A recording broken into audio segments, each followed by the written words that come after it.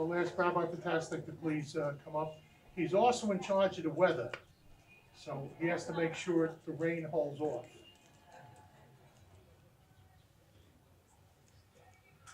Firstly, I do take care of the collection because we're much better at it.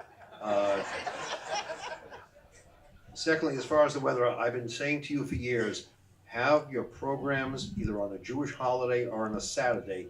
You won't have to be concerned about the weather, but you never listen to me. Also, we have 4 Christian clergy here today and 1 rabbi. That sounds about right. That's usually the way it is. Years ago, I remember when Golda Meir, who was then the Prime Minister of Israel, met Richard Nixon, who was the President of the United States. And Nixon complained to her, he said, can you imagine how it is for me to be president? I'm a president of then 200 million people. And Golda said to him, you think you have it difficult?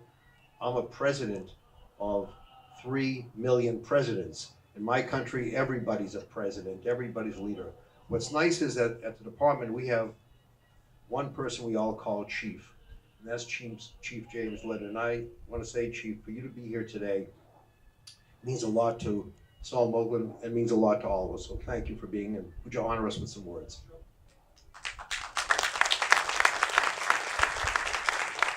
Good afternoon, Bishop, Monsignor, welcome everybody. It is that important that we're here. I just want to acknowledge the Lou family, first of all. The sacrifice that they have made for this family, this city. Thank you. You honor us with our presence. Saul, on the loss of your wife, we offer our deepest condolences. But this is all your idea. This is whatever it is. And it's so important that we do never forget. You know, there will come a day when none of us are here and nobody will know anybody on that wall. But it's our duty, it's our sacred promise that we do know those names and we pass that on. So when we see those firefighters standing in the back, the police officers, they need to know the names on these walls and they need to know. But it's because of people like Saul and everybody involved in the wall here that we come out and remember. So thank you. Because the names, the people here, as long as they are alive in people's minds, if we're not here, they still live on. So thank you for coming out. We do have a great day. I did make a deal with the rabbi. He did arrange for the weather. The Monsignor wanted to say it was them. I was like, no, the rabbi did it. So no, really, it's great to see everybody out here. But we're honored to have people as such as the Lou's here. So, you know, what you did for this department, for everybody in Brooklyn, and I would think of being nowhere else but here today with everybody to be here. So thank you.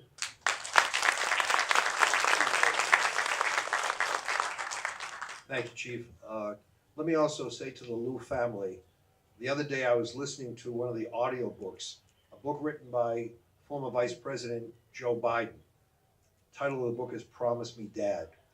In the book, he mentions the Lou family because he says that he attended the service for Officer Lou, and when Joe Biden's son, Bo, died, the Lou family came to the funeral as well.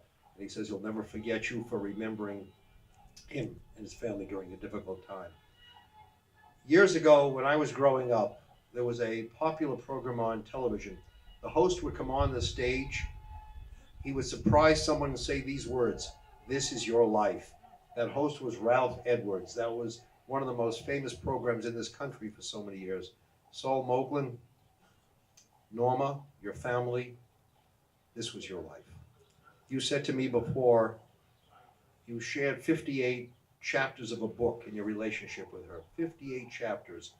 But it wasn't just a book, Saul, it was a classic, because we would always see you together. I think if there's one word that epitomizes the relationship you and Norma shared, it would be together.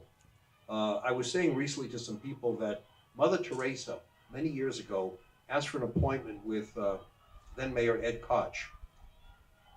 Koch couldn't understand why she was coming. Did she want funding from the city? Did she want a building? She came to see him. She said, "Mayor, I have one simple request. I need 2 parking spots in the Bronx in front of my clinic so people can get there." And Koch said to himself, there are some people in this world who give so much and ask for so little. That was Norma. She was not one who sought publicity, or sought fame. She would stand back a little bit, and she enjoyed seeing you write a new chapter in the relationship that you all had with 9/11 and with the wall. So let me leave you with one final thought. Some of you have been to Israel. One of these days, Chief Leonard, I'm going to take you to Israel. Moses never got there. Chief Leonard was going to get there. But everybody, when they get to Israel, wants to go to the wall. Something very interesting about the wall. Originally, there were 4 walls surrounding the temple. One was built by the priests, the Kohanim in Hebrew. The second one was by the Levites. The third is by the Israelites. 3 different groups built it. The fourth was built by everyone together. The wall that still remains standing in Israel is that 4th wall that we all did together. So, as Chief Leonard said, Saul, this wall will always remain. It will remain because you, Norma, and all of us did it together. May we continue to write more chapters in this book of life that is so precious to everyone. Thank you.